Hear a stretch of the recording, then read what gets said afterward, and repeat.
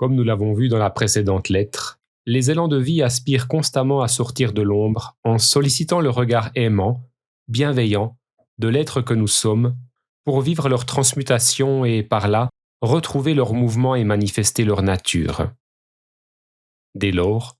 pourquoi ne lâchons-nous pas simplement prise en acceptant de nous aligner sur l'axe lumineux qui nous traverse en notre centre, pour ainsi les accueillir?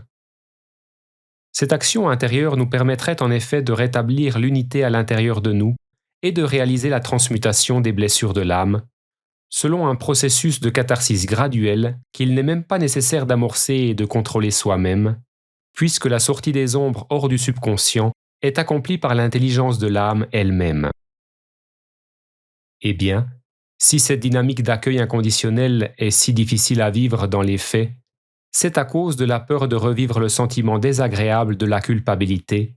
mais aussi à cause de la force d'inertie de tous les mécanismes de défense mis en place pour échapper à cette possibilité tant redoutée. La peur ainsi que l'ensemble des mécanismes de défense auxquels nous allons nous identifier forment la structure mentale, dont le rôle est en effet d'empêcher que les ombres soient mises en lumière et que leur exposition au grand jour nous fasse courir le risque de revivre, comme ce fut le cas dans le passé, le sentiment de ne pas être digne d'être aimé, ainsi que la culpabilité et la honte qui l'accompagnent. Tant que nous nous laissons hypnotiser par l'identification à ce voile structurel mental, alimenté par l'énergie très reptilienne de notre instinct de survie, nous empêchons le processus cathartique de se produire et nous approfondissons la division dans notre psyché. Bien que la fonction de la structure mentale soit d'éviter autant que possible la réactualisation de la souffrance de l'âme, associée à la privation d'amour, au rejet, à l'humiliation, à l'abandon et à toutes les formes de blessures psychologiques, elle empêche également la guérison de ces mêmes blessures, puisqu'elle s'oppose constamment à leur sortie de l'ombre et à leur accueil inconditionnel par la lumière spirituelle.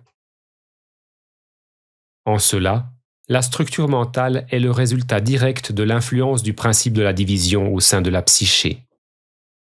Elle n'est pas le mal en soi, mais elle le génère en empêchant le dévoilement de l'ombre et en tentant en permanence d'assurer la défense et la survie de cette identité psychologique que nous nous sommes forgés, à savoir l'ego. Lorsque nous sommes identifiés à la structure mentale, construite sur la peur de revivre la souffrance, nous percevons la réalité à partir du prisme de la dualité, bien versus mal. Il y a d'un côté les aspects de l'âme qui sont dignes d'être aimés et qui sont par conséquent affublés de l'étiquette du bien, et de l'autre, tout un pan de la personnalité qu'il faut maintenir bien caché parce qu'il est assimilé au mal. Ainsi induit en erreur sur notre propre nature parce que nous l'observons au moyen de la structure mentale, nous considérons que certains aspects de nous-mêmes sont mauvais et que nous devons nous en séparer, nous en débarrasser, ou du moins les maintenir bien cachés, pour être dignes de recevoir l'amour et ainsi être assurés de ne plus vivre le sentiment de la culpabilité. Là est l'illusion fondamentale à l'origine de toute souffrance.